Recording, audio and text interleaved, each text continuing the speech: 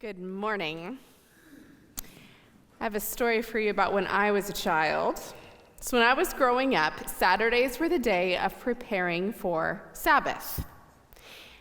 I did not like some parts of preparing for Sabbath because it included a list of chores for me for getting our house clean, but there was a part of it that I loved. Every Saturday afternoon, my mom and I would go to Dillon's, which is the Kansas version of Kroger. And we would take along our Dillon's cup, which we could fill with pop for 25 cents. And then my mom and I would drink that as we walked around the grocery store and got all of our groceries for the week. And at the end of that shopping trip was the really fun part, when we would get our food for our Sabbath meal. In my household, every Saturday night was kind of the same meal. It was very simple. My mom and I would get croissants and the little Vortman's cookies that came out of the bins that you bought by weight, and different deli meats and cheeses, and I got to choose a lot of those things, and whatever fruits and vegetables were in season. Then we would go home, and my mom and I would put those on platters and get them ready for the table. Now, my dad and my sister also had some work to do to prepare for the Sabbath. They are both very good at making things look nice. So their job was to make Sabbath beautiful. They would set the table with the good dishes. They would go outside, even in the dead of winter, and find something that was growing outside, or something that was found out in our backyard, and they would make a centerpiece for the table with that. And they would put a candle at each person's place, because that way no one argued about who got to blow it out. When everything was prepared for the Sabbath, and when the sun was going down, my family would gather around the table, and we would light our candles. So you can go ahead and turn your candle on. And we would say our Sabbath prayer. Then we would eat our meal together. Sabbath for my household when I was growing up was about eating a simple meal together with candlelight and reading scripture together and just taking a deep breath together around our table. God's people have been preparing for the Sabbath for a long time. The first story that we read of preparing for the Sabbath is about manna and quail. Do you all remember that story of manna and quail in the Bible? The people cried out to God because they were hungry, and God responded by giving daily bread.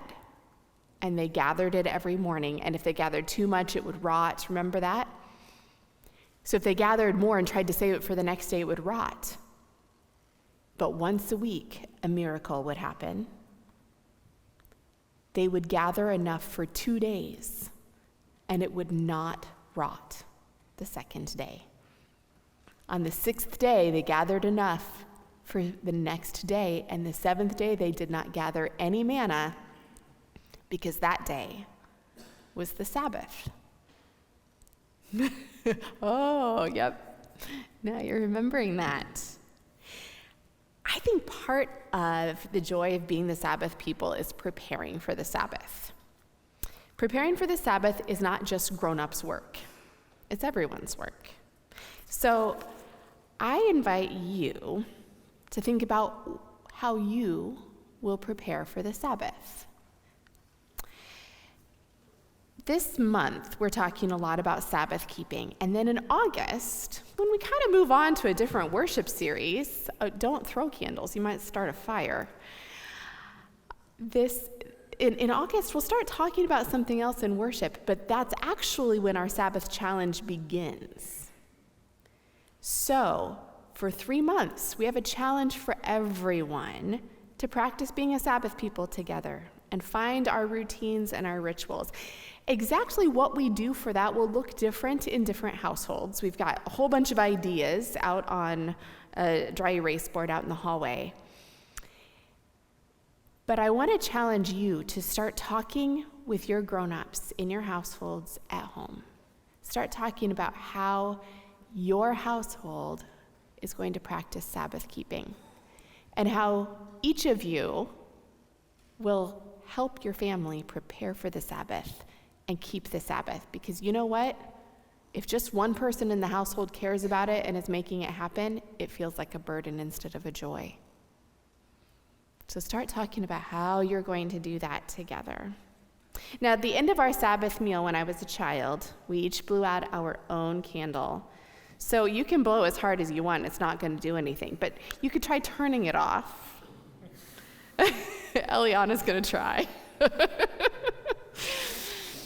And you get to take this with you.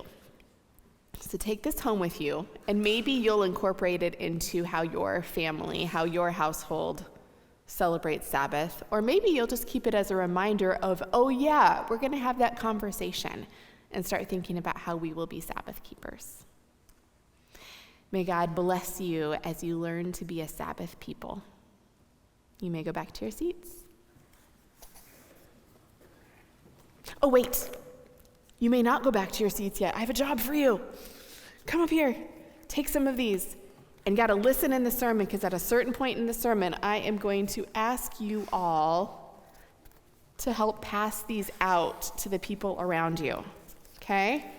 So don't fold them into airplanes. Just be ready to help pass them out.